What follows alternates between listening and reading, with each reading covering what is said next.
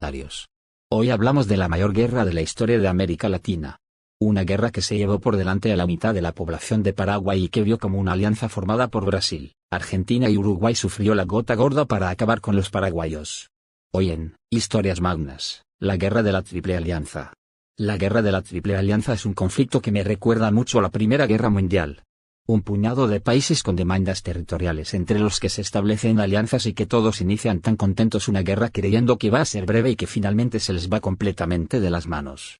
Y es que sí, los tratados que los españoles firmamos al conceder las independencias a los países de América Latina no estaban del todo claros y ahí todo el mundo reclamaba tierras. Pero bueno, para entender cómo todos estos países acabaron dando de palos nos tenemos que ir a Uruguay, un país pequeño económicamente muy inferior a sus vecinos, que curiosamente son las dos mayores potencias de la región, Brasil y Argentina. El caso es que en Uruguay tenían una montada de flipar. El país había estado en una guerra civil durante más de 15 años, entre 1836 y 1851. En la guerra se enfrentaban el Partido Blanco y el Partido Colorado. Ambos partidos no es que tuviesen grandes diferencias ideológicas, que bueno, alguna había, pero tampoco eran una locura. Su lucha era una cuestión más identitaria. Los colorados se veían como representantes de la cultura de raíz europea Feitausendien, y veían a los blancos como bárbaros incivilizados, mientras que los blancos se veían como defensores de la soberanía nacional y como los únicos capaces de acabar con el imperialismo europeo. Antes de la guerra los blancos tenían el poder, pero los colorados les derrotaron, por lo que la mayoría de blancos acabaron muertos, en la cárcel o en el exilio. Sin embargo, a pesar de que la guerra había acabado, la tensión en Uruguay era máxima. Y al igual que durante la guerra civil, las potencias europeas y los vecinos de Uruguay tomaron partido por uno y otro bando. Los blancos casi no tenían apoyos, su único gran aliado era Paraguay. Paraguay de aquellas, no era un país ni muy rico ni excesivamente pobre. Sin embargo, la industrialización estaba llegando a la zona y poco a poco su economía estaba empezando a crecer.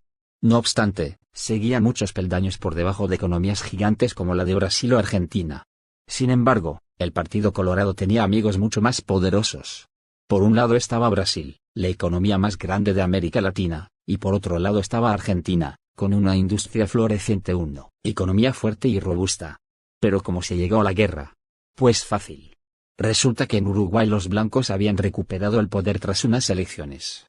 Sin embargo, en 1863 los colorados intentan dar un golpe de estado con Venancio Flores a la cabeza. El golpe no triunfa del todo y se desata una nueva guerra civil entre blancos y colorados. La única opción que tenían los colorados de ganar aquello era pidiendo ayuda a Brasil, y Brasil, como no, aceptó. Así que en 1864 Brasil invade Uruguay para acabar con los blancos de una vez por todas y de paso quedarse con algunas que otras tierras uruguayas. Así que ya tenemos el caldo de cultivo perfecto, una guerra civil y en Uruguay y Paraguay apoyando un mando mientras que Brasil apoya al otro. De hecho, el presidente de Paraguay, López, se quejó muchísimo de que Brasil invadiese Uruguay, y como represalia capturó un buque brasileño que iba por el río Paraguay y boom. Eso es una declaración de guerra en toda regla. Y por si fuera poco, Reino Unido se sumaba a la fiesta. A ver, Reino Unido no participó en la guerra directamente, pero los británicos veían en la ideología antiimperialista de los blancos y de Paraguay un peligro para el comercio internacional. Y bueno, además en Paraguay había algodón, y claro, querían trincar un poco de esas tierras. Así que, como comprenderéis, los ingleses no tuvieron problemas en financiar a argentinos y brasileños durante la guerra. Los primeros combates sucedieron en la frontera entre Paraguay y Brasil. Allí las tropas paraguayas fueron más eficientes y enseguida estuvieron en condiciones de iniciar una ofensiva. Y así fue. Los brasileños no habían casi empezado a prepararse cuando los paraguayos ya habían traspasado la frontera y se habían adentrado en tierras brasileñas y con diéresis usando en lo que se llamó la campaña de Mato Grosso. Sin embargo, nuestros amigos paraguayos no contaban con que Brasil es la Rusia de América Latina, es decir, es enorme. Y además los brasileños son muchos. Así que, a pesar de sus victorias, los paraguayos se tuvieron que contentar con saquear la zona de Mato Grosso y retirarse a su país, ya que no tenían capacidad para invadir todo aquello. Y bueno, ese frente quedó bastante estancado. Es turno de ver qué pasa por Uruguay y qué pasa con Argentina. Argentina, con Mitre a la cabeza, dijo que se iba a mantener neutral en el conflicto con diéresis usando. Sin embargo, era imposible para Argentina ser neutral. ¿Por qué? Bueno, muy sencillo. El problema es que no hay una frontera entre Paraguay y Uruguay, y si Paraguay quería apoyar militarmente a los blancos, sus tropas tenían que pasar sí o sí por Argentina. Así que nada. El presidente paraguayo López mandó un WhatsApp al argentino pidiéndole a ver si sus tropas podrían cruzar a Uruguay por Argentina, pero Argentina se negó, ya que no quería verse envuelto en el conflicto y además, a ver, los colorados pues como que eran sus colegas. Pero claro, eso a Paraguay no le hizo ninguna gracia y declaró la guerra a Argentina. De hecho, las tropas guaraníes avanzaron y tomaron la ciudad argentina de Corrientes. Sin embargo, para cuando todo esto ocurrió, el Partido Blanco en Uruguay ya estaba perdido. Los colorados, bien secundados por los brasileños, habían tomado Montevideo el 20 de febrero de 1865, mientras que la campaña de Corrientes no se inició hasta abril. Los paraguayos habían tomado Corrientes con facilidad, pero los argentinos plantaron cara y además una escuadra brasileña venció a la paraguaya en la batalla de Riachuelo. A partir de ahí, las tropas paraguayas tuvieron que empezar a replegarse, sufriendo nuevas derrotas en la batalla de Yate y en el sitio de Uruguayana. No quedaba otra. Los paraguayos tenían que retirarse a su país e intentar montar una defensa lo más eficaz posible, cosa bastante complicada, ya que la superioridad numérica y armamentística de los aliados era más que evidente. Además, los paraguayos se les juntaron otros problemas, como que diversos pueblos del Frente Norte, aliados de los brasileños, montaron una especie de guerrillas que fue un quebradero de cabeza para los mandos paraguayos, ya que si bien el frente estaba tranquilo, el goteo de pérdidas de hombres y de recursos en dicha zona fueron de constantes. Pero ojo, que las cosas iban a poner aún peor. En mayo de 1865, Uruguay, ya con el gobierno nuevo, Brasil y Argentina firmaban en secreto un acuerdo conocido como la Triple Alianza, que entre otras cosas decía que Paraguay pagaría todos los costes de la guerra y que Argentina y Brasil se quedarían con los territorios paraguayos en disputa. Bueno, el caso es que tras la campaña de Mato Grosso en el norte de Brasil y la campaña de Corrientes, la guerra entraba en una nueva tercera etapa, la campaña de Humaitá, que no era otra cosa que la contraofensiva de la Triple Alianza contra Paraguay.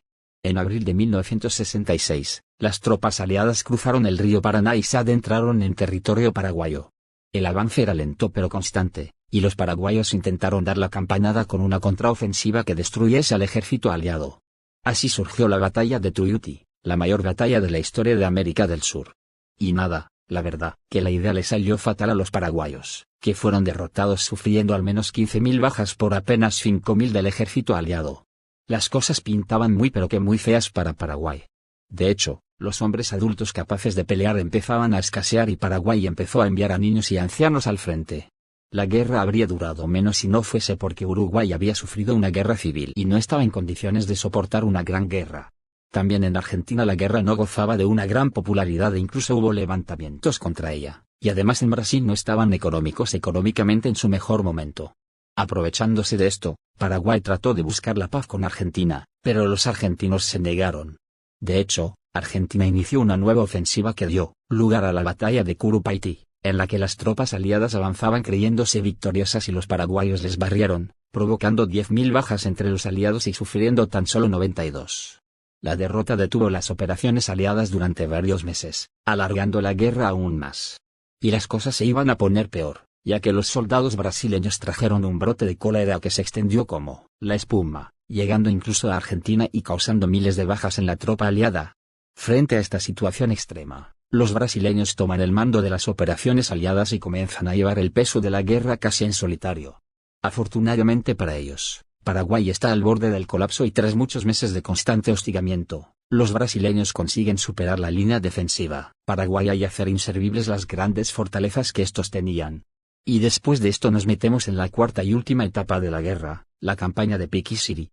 La situación era las tropas aliadas, en las que los brasileños eran mayoría, eran muy superiores a las paraguayas. Tan solo una última línea defensiva separaba a los brasileños de tomar Asunción, la capital de Paraguay. El 3 de diciembre de 1868, los brasileños comenzaron un ataque a la retaguardia paraguaya tras una operación anfibia en la que los brasileños fueron capaces de realizar un movimiento magistral en el que rodearon la línea de defensa paraguaya. Lo poco que quedaba del ejército paraguayo se enfrentó a los aliados en la batalla de Itaibate, una batalla vida o muerte en la que 10.000 paraguayos vendieron cara a su piel. De los 10.000 paraguayos que se batieron heroicamente contra los brasileños, argentinos y uruguayos, tan solo quedaron 90. Paraguay había sido derrotado y ya nada se interponía entre la Triple Alianza y Asunción. Los brasileños entraron en la ciudad y la saquearon de forma bárbara. Los argentinos, que solían tan lamentable espectáculo, decidieron no entrar en la ciudad, para no verse relacionados con tales hechos. El presidente paraguayo López, que había huido con aquellos 90 supervivientes de la batalla de Itaibate, se refugiaron en el interior de Paraguay y consiguieron reagruparse para conseguir más hombres, o bueno, más niños, porque hombres quedaban pocos en Paraguay de aquellas. Sin embargo, los apenas 2000 infantes que López consiguió agrupar eran una fuerza bastante penosa. Para esa época, López ya estaba muy paranoico y veía enemigos por todas partes, así que fusila a todo aquel que hace cualquier cosa que no le gusta. Y cuando digo a todo aquel, hablo de cientos de ejecuciones, como si López estuviese para derrochar hombres. Para que os hagáis una idea, López llegó a arrestar a su madre, desterrar a sus hermanas e incluso ejecutar a alguno de sus hermanos. Y bueno, sorpresa. Os había dicho que la campaña de Piki City era la última de la guerra, ¿verdad? Pues como en todo buen disco, aquí hubo un bonus track, y es que López y los pocos hombres que le quedaban decidieron continuar luchando y trasladar la capital del país a Piribebuy. Los brasileños, por su lado, decidieron acabar con aquellos rápidamente, iniciando una última campaña, en verano de 1869, la campaña de las cordilleras. En esta, 20.000 aliados se enfrentaron a menos de 2.000 paraguayos, que obviamente fueron barridos del mapa, ya que cuando hablo de menos de 2.000, incluyo a los niños, los ancianos y las mujeres, en fin, a todos los paraguayos. Le pusieron mucho heroísmo y valor a la defensa, rechazando 2 veces a los brasileños, destacando a las mujeres de Piribebuy, conocidas como las heroínas, pero poco más podían hacer. Al igual que en Asunción, los brasileños abusaron y mataron a todo aquel que se les puso por delante, incluyendo a los prisioneros. Días después se produjo la batalla de Acostañú, un pueblo que fue prácticamente reducido a cenizas por los brasileños y que fue defendido por un ejército compuesto prácticamente en su totalidad por niños que no tenían más que cuchillos. Por ello, en Paraguay se conmemora el 16 de agosto, día de la batalla, como el Día del Niño. A López le quedaban 409 personas bajo su mando, muchos de ellos heridos, hambrientos, ancianos, niños pequeños. En fin, una auténtica calamidad de ejército que tan solo estaba armado con cuchillos y lanzas. Para que os hagáis una idea, el jefe de Estado Mayor de López era su hijo, el coronel Panchito López Link, de tan solo 15 años. López llegó a Cerro Cora y decidió presentar ahí su última batalla. Cuando llegaron los 2.600 brasileños que les perseguían, la batalla se inició, comenzando una auténtica carnicería que acabó con la muerte del propio López de un disparo al corazón. Al morir, López dice su famosa frase: "Muero por mi patria". Si quieres saber más, no olvides suscribirte, compartir y darle like.